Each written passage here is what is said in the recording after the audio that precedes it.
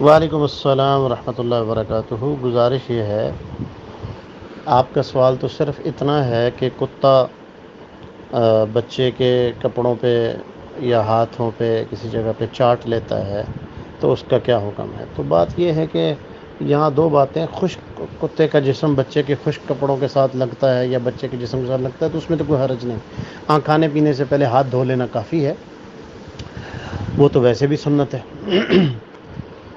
باقی کپڑے ناپاک نہیں ہوتے۔ خشک کتے کے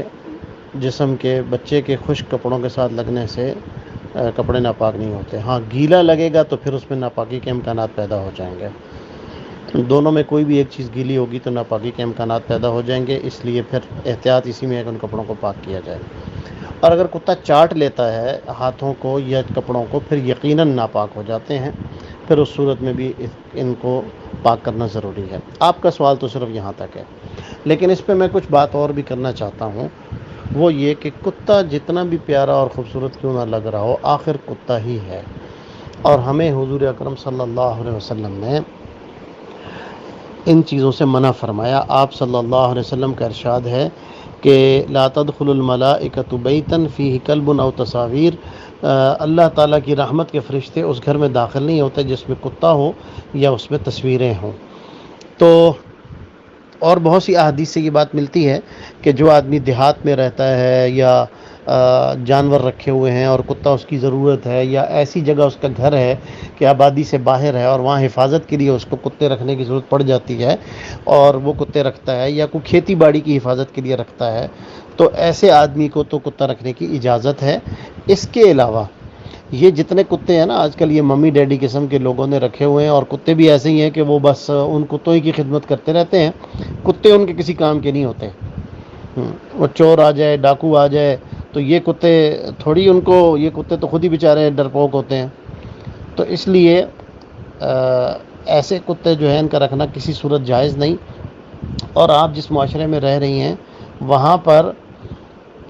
جیسے آپ نے بتایا کہ آپ کا بچہ پارک میں جاتا ہے اور وہ ان پپیز کو اور ان چھوٹے چھوٹے کتوں کو دیکھ کے ان سے متاثر ہوتا ہے اور ان سے کھیلنا پسند کرتا ہے اور اس کو اچھے لگتے ہیں، تو بلی کی حد تک تو بات ٹھیک ہے، سمجھ میں آتی ہے جس کا آپ نے تذکرہ کیا، لیکن کتے جو ہیں یہ کتنے بھی اچھے کیوں نہ ہوں اور کتنے بھی خوبصورت ہوں، آخر کتے ہی ہیں نا۔ تو بچے کے اندر بھی اس ماحول میں رہ کر غیر محسوس طریقے سے کہیں ایسی چیزیں نہ پیدا ہو جائیں، اس کی فکر بھی آپ ہی کو کرنی ہے، اس کو بھی آپ ہی نے سوچنا ہے۔ بہتر یہ ہوگا کہ بچے کو کوئی طوطے اور کوئی آسٹریلین طوطے ہوتے ہیں یا کوئی دوسرے طوطے اور کوئی بلیاں یا کبوتر یا ایسی کوئی چیزیں گھر میں رکھ دیں اگر بچے کو اس قسم کی چیزوں کا شوق ہے، تاکہ کیونکہ اس کے شوق تو ایک طبی چیز ہے، وہ تو ایک نیچرلی اس کے اندر ہے، اس کو آپ ختم تو نہیں کر سکتے، لیکن اس کے رخ کو سیدھا کر سکتے ہیں آپ۔ تو اس کا رخ تاکہ سیدھا ہو جائے، اور بچوں کو ابھی سے بتایا کرے کہ یہ ٹھیک نہیں ہے، یہ کتا ٹھیک نہیں ہے، یہ کل، کیونکہ اگر ابھی یہ نہیں ہوگا شوق پورا ان کا، اور شوق کو آپ مثبت طرف میں تبدیل نہیں کریں گی، صرف اس سے روکیں گی، منع کریں گی، تو رہ تو اسی معاشرے میں رہے ہیں، بڑے ہو کے ہو سکتا ہے وہ یہ شوق پورا کرنے کے لیے لے لے۔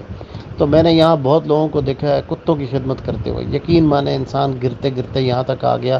کہ اس کی خدمت لوگوں نے کرنی تھی، اور اس نے بڑے بڑے دنیا میں کام کرنے تھے، اور کر کیا رہا ہے کہ مسلمان ہو اور کتے کی خدمت کر رہا ہو۔ تو بڑی حیرت ہوتی ہے اور بڑا دکھ بھی ہوتا ہے اور بڑا ترس بھی آتا ہے ایسے لوگوں پہ۔ اپنے آپ کو تو وہ پتہ نہیں کیا کچھ سمجھ رہے ہوتے ہیں، لینڈ کروزر کی فرنٹ سیٹ پہ انہوں نے کتے کو بٹھایا ہوا ہوتا ہے، اور جب اترتے ہیں تو کتا آگے آگے ہوتا ہے اور صاحب پیچھے پیچھے ہوتے ہیں، کتے کے پیچھے پیچھے۔ کتا رائٹ ہو رہا ہے تو صاحب رائٹ ہو رہے ہیں، کتا لیفٹ ہو رہا ہے تو صاحب لیفٹ ہو رہے ہیں، کتا ایک ٹانگ اٹھا کے پیشاب کر رہا ہے تو صاحب کھڑے دیکھ رہے ہیں، بلکہ کتا پیشاب کر کے چل پڑے گا، صاحب کیا کریں گے اب؟ صاحب اب یہ کریں گے کہ ٹیشو پیپر لائیں گے گاڑی سے یا جیب سے نکالیں گے، اور اس لان میں اس نے جہاں پیشاب کر دیا اس گندگی کو وہاں سے اٹھائیں گے اور اس کو اٹھا کے کسی بن میں یا اس میں پھینکیں گے۔ سبحان اللہ! یعنی مسلمان گرتے گرتے گرتے یہاں پہنچا کہ اب یہ جانوروں کے پاخانے اٹھائے گا اور اٹھا کے صاف کرے گا۔ ویسے کون ہیں؟ ویسے بہت بڑے آفیسر ہیں، فلاں فوج کے عہدے پہ ہیں یا فلاں ملک کے وزیر ہیں یا یہ ہیں اور وہ ہیں، اور کر کیا رہے ہیں؟ کتوں کے پاخانے صاف کر رہے ہیں۔ تو یہ ہے گراوٹ کی حد نا۔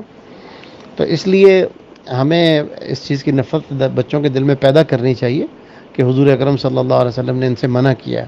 ابتدائے اسلام میں کتوں کی نفرت پیدا کرنے کے لیے حضور اکرم صلی اللہ علیہ وسلم نے کتوں کو مارنے کا حکم دیا تھا،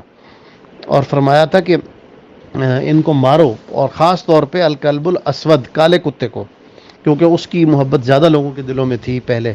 پھر جب ایک عرصے تک یہ سلسلہ چلا اور اس کے بعد لوگوں کے دلوں میں اس کی نفرت آ گئی، تو آپ صلی اللہ علیہ وسلم نے فرمایا مالی وللکلاب، مجھے تو کتوں سے کوئی وہ نہیں ہے، ان کی نفرت ڈالنا مقصود تھا، تو وہ حاصل ہو گئی ہے، تو بس ٹھیک ہے، اب ان کو مارنے کا حکم تو نہیں ہے، لیکن ان سے دور ضرور رہا جائے۔ تو اس لیے اس کی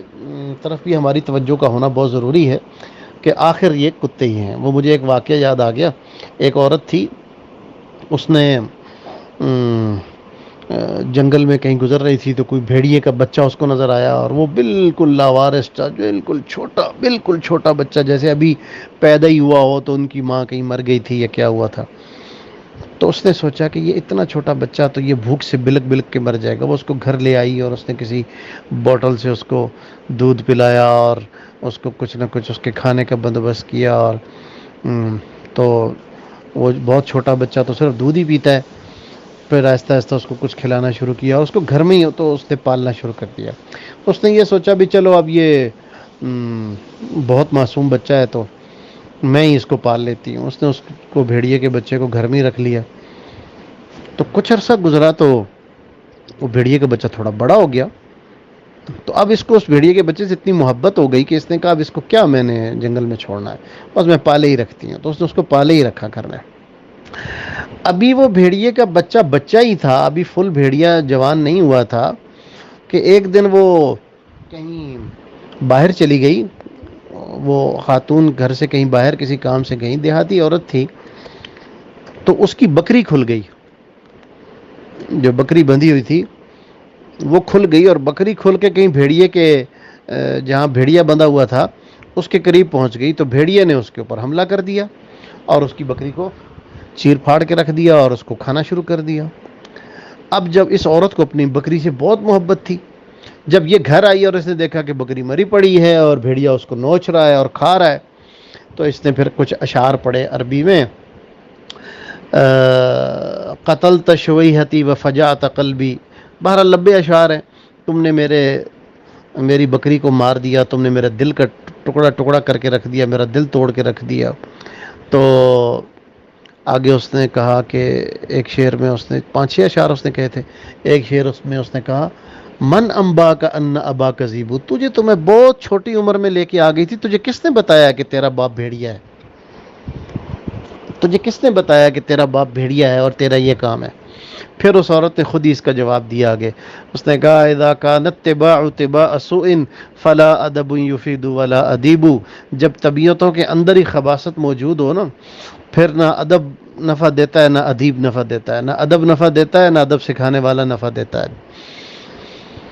تو کتے کی طبیعت اور اس کی خصلت، اس کی مزاج میں ناپاکی اور گندگی ہے، اور ہمیں اس سے دور رہنے کا حکم دیا گیا، اس لیے ظاہراً وہ کتنا ہی پیارا کیوں نہ لگ رہا ہو، ان سے بچانا بچوں کو ضروری ہے۔ کیونکہ اس ٹاپک پہ بات کرنا اس لیے ضروری تھی کہ میں اپنے ملک میں بھی بہت سے لوگوں کو ایسے دیکھتا ہوں اور ان پہ مجھے ترس آتا ہے، تو آپ نے پوچھا تو مجھے خیال آ گیا کہ اس عنوان پہ بات کر لوں، شاید سب کو فائدہ ہو جائے۔ السلام علیکم ورحمۃ اللہ وبرکاتہ۔